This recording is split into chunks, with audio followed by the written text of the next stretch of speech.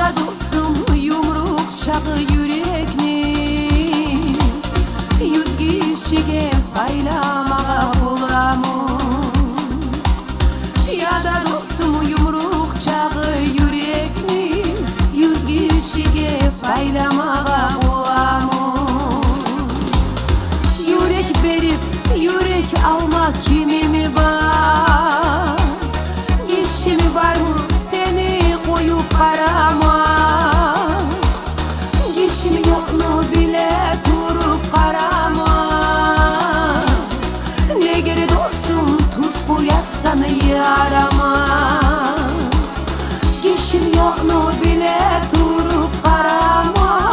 Ne geri dostum tuz bu yazsanı yarama.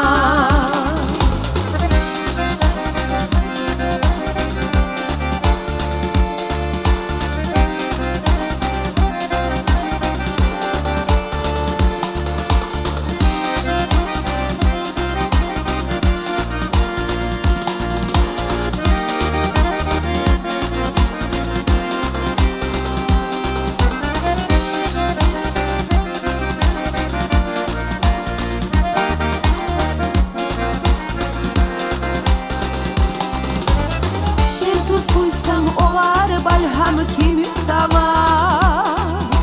Sen almağan gönlümü meni kimi alar? Oylaşıp et dostum eteri işini, oysuz işin ayağına çırmalar. Oylaşıp et dostum eteri işini, oysuz işin ayağına çırmalar.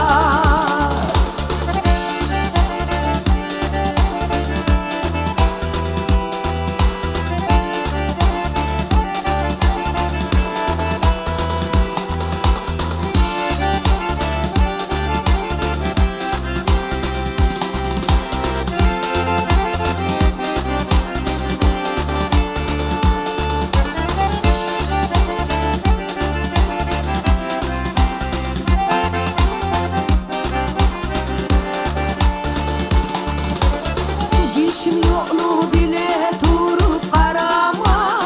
Ne geri dostum tuz bu yazsanı yarama. Oylaşıp et dostum eteri işini, oysuz işi ayağına